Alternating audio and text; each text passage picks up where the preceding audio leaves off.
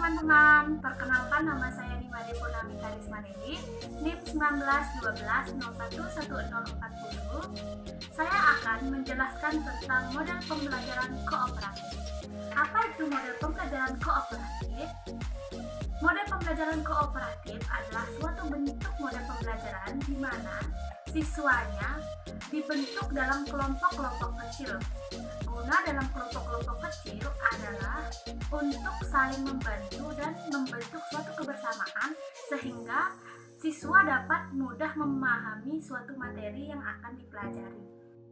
Nah, menurut Slavin, pada tahun 1995, halaman 18, model pembelajaran kooperatif adalah suatu pembelajaran dengan menekankan aspek sosial dan menggunakan kelompok-kelompok kecil yang terdiri dari 4-5 siswa, namun tetap sederajat tetapi heterogen. Nah, tahukah kamu model pembelajaran kooperatif ini mampu mendorong dan meningkatkan siswa dalam mencari suatu jawaban dari permasalahan yang sudah diberikan oleh guru. Mengapa demikian? Karena pembentukan kelompok yang menekankan kepada kebersamaan membantu siswa untuk mencari suatu jawaban dari permasalahan yang sudah diberikan oleh guru.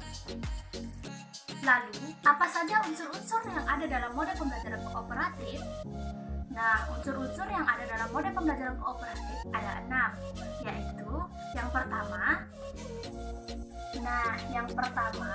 yaitu saling ketergantungan secara positif.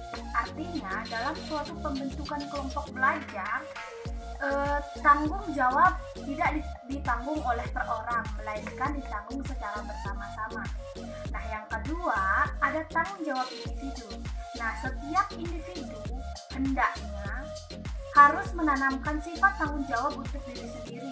Hal ini digunakan untuk mengurangi siswa-siswa yang tidak ingin bekerja dalam kelompok tersebut. Yang ketiga, ada pengelompokan secara heterogen. Nah, dalam pembentukan kelompok sebaiknya dibentuk secara heterogen. Yang keempat, ada keterampilan yang bersifat kolaboratif. Nah, keterampilan ini yang paling penting dalam keterampilan ini yaitu pemrosesan interaksi sosial. Mengapa hal tersebut sangat penting? Karena pemrosesan interaksi sosial akan dapat membantu siswa untuk menciptakan kolaborasi yang bersifat efektif. Nah, yang kelima, pemrosesan interaksi sosial.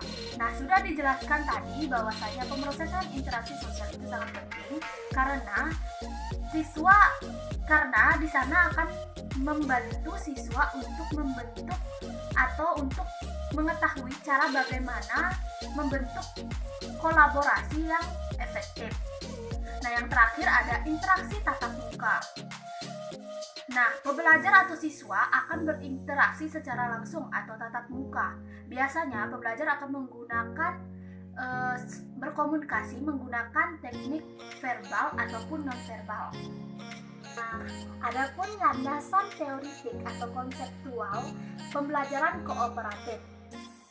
Landasan teoritik dan konseptual pembelajaran kooperatif berakar dari pandangan filosofis dan psikologis. Yang pertama ada perspektif filosofis. Perspektif filosofis yang terkenal yaitu model group investigation. Ide model group investigation bermula dari perspektif filosofis terhadap konsep belajar. Untuk dapat belajar, seseorang harus memiliki pasangan atau teman. Yang kedua ada perspektif psikologis behavioristik. Nah, yang terkenal dalam behavioristik ini yaitu model pembelajaran kooperatif STAD. Berdasarkan pada review penelitian pembelajaran kooperatif yang berlandaskan pada psikologi behavioristik, Slavin pada tahun 1987 mengatakan bahwa perilaku satu atau lebih anggota membawa berkah dalam kelompok. Maksudnya, semakin banyak perilaku yang berbeda atau semakin banyak suara yang muncul untuk berargumen, maka akan membawa keberkahan dalam kelompok. Maksud dari keberkahan dalam kelompok ini yaitu dalam mencari suatu jawaban atau dalam mencari suatu kunci dari jawaban yang sudah disediakan permasalahannya oleh guru. Dengan adanya argumentasi atau pendapat-pendapat, setiap siswa akan mampu memudahkan untuk memecahkan suatu permasalahan yang sudah diberikan. Nah, yang ketiga yaitu perspektif psikologi sosial. Nah, yang paling terkenal dalam perspektif psikologi sosial adalah model kooperatif Jigsaw. Model kooperatif Jigsaw adalah produk perspektif psikologi sosial. Konsep kunci pendekatan tersebut adalah positif interdependent yang memperhatikan persepsi tentang bagaimana mempengaruhi dan dipengaruhi. Nah, yang keempat ada perspektif psikologi kognitif. Nah, paling terkenal di sana adalah model kooperatif Murder.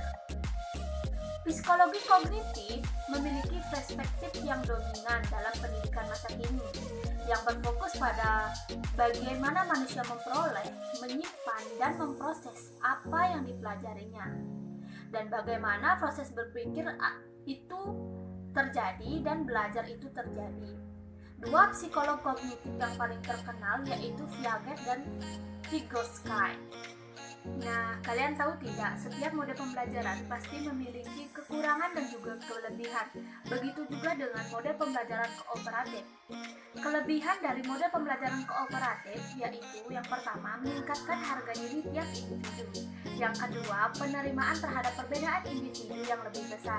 Yang ketiga, konflik antar pribadi berkurang. Nah, yang paling penting yaitu sikap apatis setiap siswa atau individu berkurang. Yang kelima, pemahaman yang dapat didapatkan lebih mendalam. Hal ini disebabkan karena mereka mencari tahu sendiri bersama-sama dengan kelompok. Nah, ada pun kekurangan dari mode pembelajaran kooperatif. Yang pertama, guru khawatir bahwa akan terjadi kekacauan di dalam kelas. Hal ini bisa disebabkan karena kebanyakan siswa atau peserta didik yang sudah nyaman dengan kelompoknya sebelumnya, tapi akan diubah, itu menimbulkan kekacauan dalam kelas.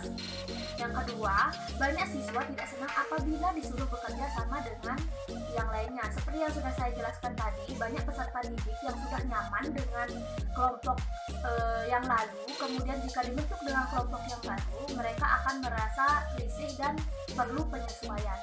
Nah, yang terakhir ada perasaan was-was pada anggota kelompok akan hilangnya karakteristik dan keunikan pribadi mereka karena harus menyesuaikan diri dengan kelompok. Itu saja yang dapat saya sampaikan. Apabila ada kata-kata yang kurang berkenan di hati, mohon dimaafkan. Tidak lupa juga saya ucapkan terima kasih bagi yang sudah menonton video ini. Semoga bermanfaat dan kita selalu dalam lindungan Tuhan.